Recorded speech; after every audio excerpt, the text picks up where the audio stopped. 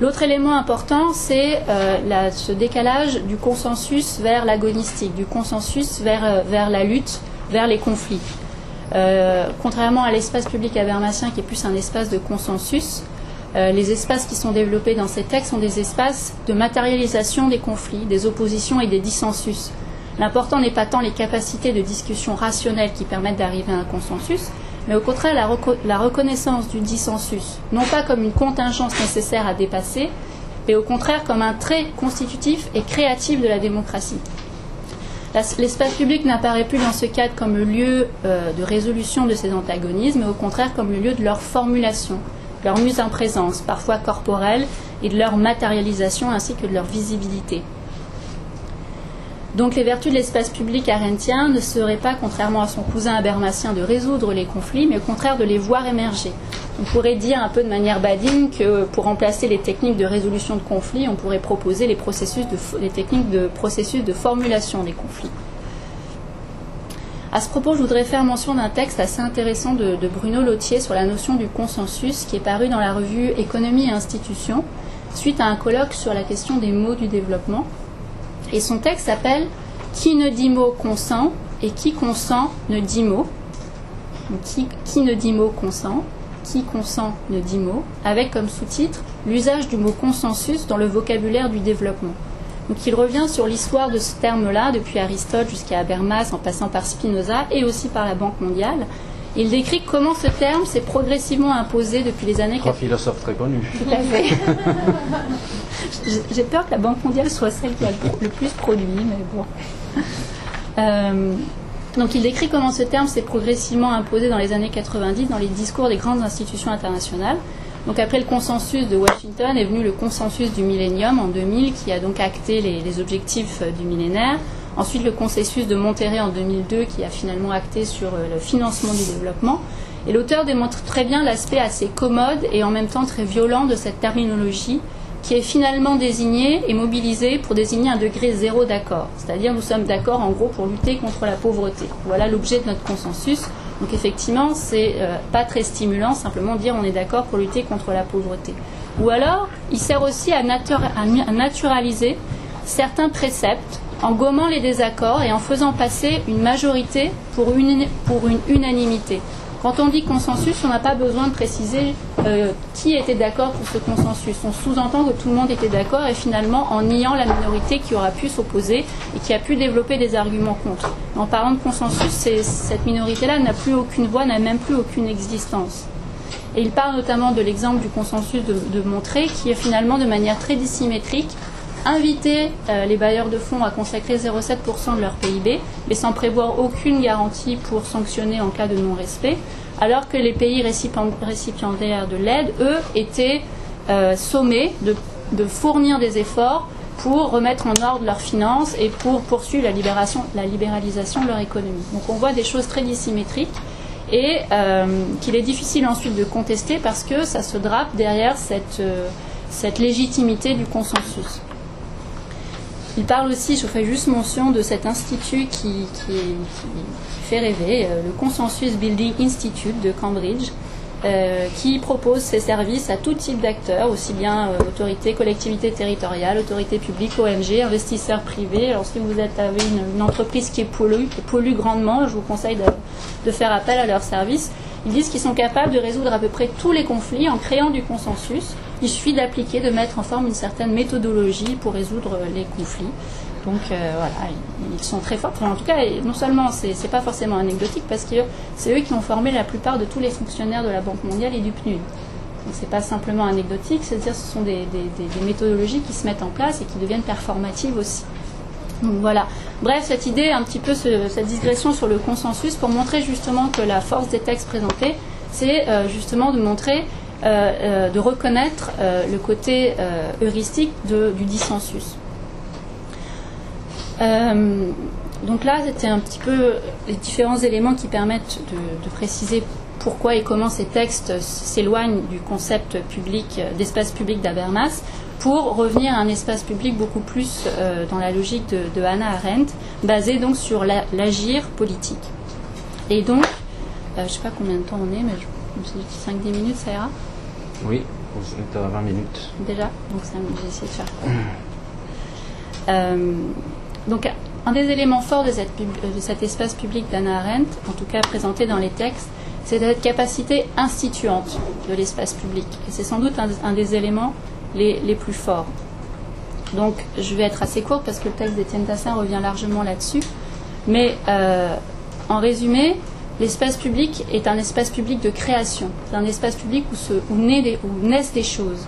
Il ne préexiste pas finalement à l'action politique, c'est l'action politique qui l'engendre. Donc l'espace de naissance des acteurs qui sont engendrés par leurs actions et qui ne sont pas les auteurs de leurs actions. Un espace de formation temporaire de communauté d'acteurs. On n'appartient pas à une communauté qui forcément se matérialise dans cette action, mais c'est finalement le fait de se retrouver sur cette place d'arrière qui fait que l'on appartient à cette communauté. Donc voilà, on inverse le sens. Et non pas un espace public institué, mais au contraire un espace public qui s'institue par l'action que l'on y manifeste. Donc il demeure qu'il est souvent quand même nécessaire qu'un certain espace public préexiste pour que cette action puisse se matérialiser. Et c'est là un petit peu ce paradoxe que j'ai appelé le complexe du lac de montagne. C'est-à-dire ce lac de montagne qui finalement est toujours en mouvement, qui dépend des ruisseaux qui l'entretiennent tout en le modifiant perpétuellement. Il est souvent nécessaire donc qu'un certain espace public existe pour qu'un mouvement puisse se former ou apparaître, mais cet espace se réactualise à chaque fois des nouvelles initiatives, des nouvelles actions politiques qui s'y déroulent, qui l'abreuvent, qui le maintiennent en vie, mais surtout le renouvellent et en modifient les limites, la nature et voilà. C'est justement cet aspect fluide de l'espace public qui est intéressant, sa nature contradictoire et sa nature résolument mouvante. Cet espace se réactualise à chaque apparition d'acteurs manifestant leur volonté de participer de sa production. Et les conclusions d'une telle approche sont particulièrement riches, je pense, pour les penseurs des mouvements sociaux, car elles conduisent justement à redéfinir l'acteur politique ainsi que les luttes politiques.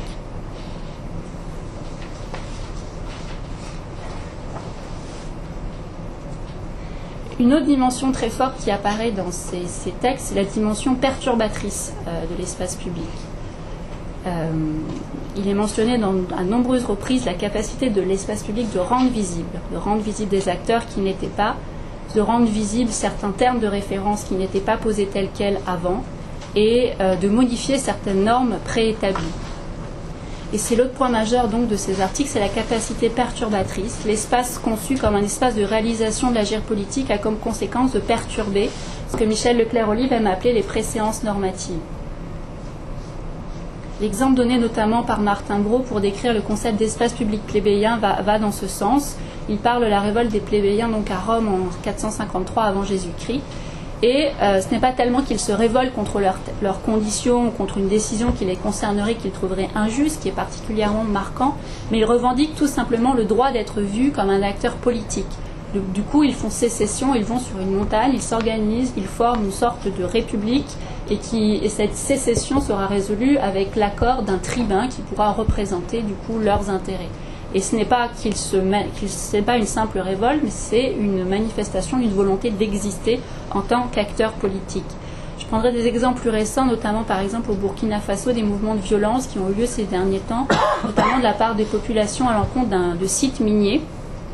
Et ces mouvements ont fait finalement émerger l'idée contraire qui est tenue dans tous les discours officiels actuellement, mais aussi par les ONG, mais par les médias, que les nouvelles industries minières sont pourvoyeuses de développement, sont pourvoyeuses de progrès, sont pourvoyeuses de travail, et qu'en fait la question ce n'est pas s'il faut les accepter, pas les accepter ou négocier, mais qu'il s'agit de se battre entre pays africains pour en attirer le plus possible sur son territoire.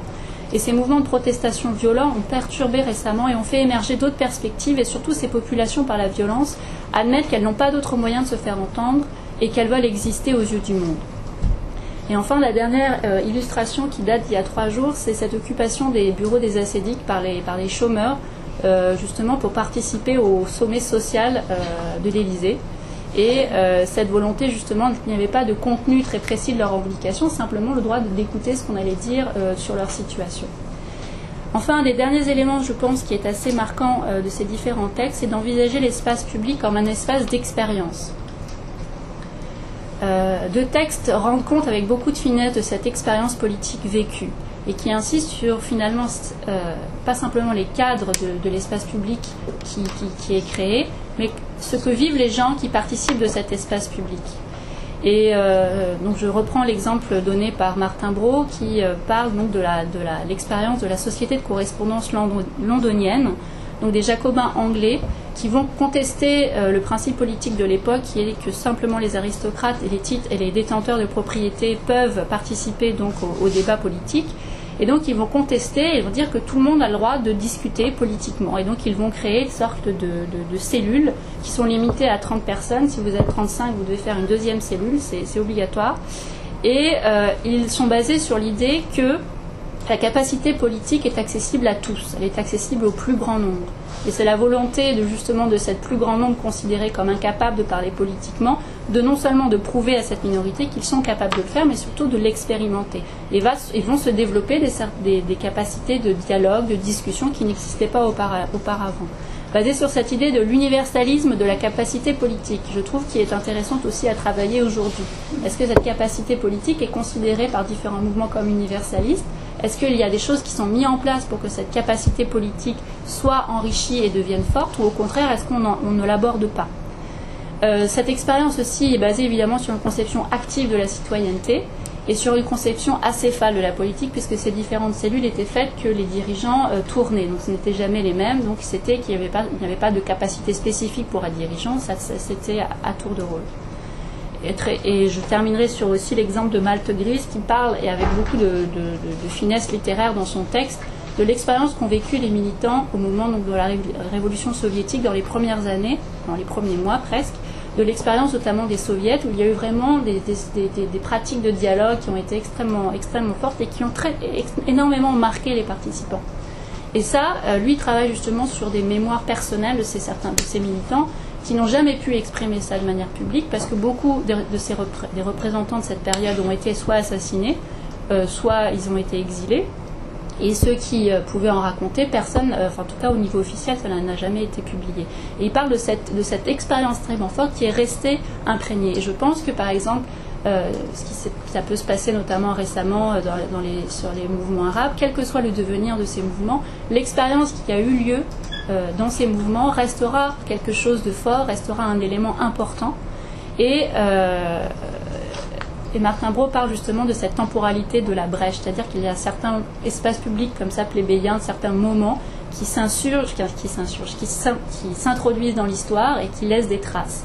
Et qu'il est important non seulement d'en parler, mais aussi de travailler la mémoire de ces moments-là, puisque cette mémoire permet aussi d'entretenir la possibilité d'autres moments équivalents.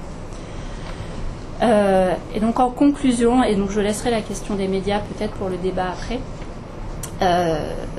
simplement peut-être dire que ces différents textes permettent de proposer un autre éclairage des revendications, notamment des mouvements sociaux qui ne s'éclairent plus en fonction des revendications, en fonction d'identités collectives, qui ne s'expliquent pas non plus en fonction de l'adversaire qu'il se désigne, mais en fonction des cadres de son organisation, ni en fonction de ces cadres de son organisation, mais en fonction peut-être de trois choses. C'est la première des choses qu'ils rendent visibles.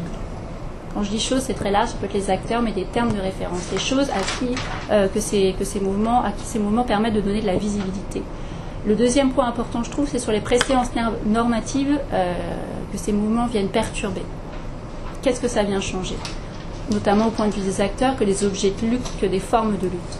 Et enfin, le troisième moment que je trouve intéressant à travailler, c'est sur la nature de l'expérience qu'ils font vivre à ces acteurs. Et cela, je pense, permet d'éclairer, de nourrir cette question initiale donc de la nature de l'espace public des mouvements sociaux. Et je m'arrêterai là. Voilà.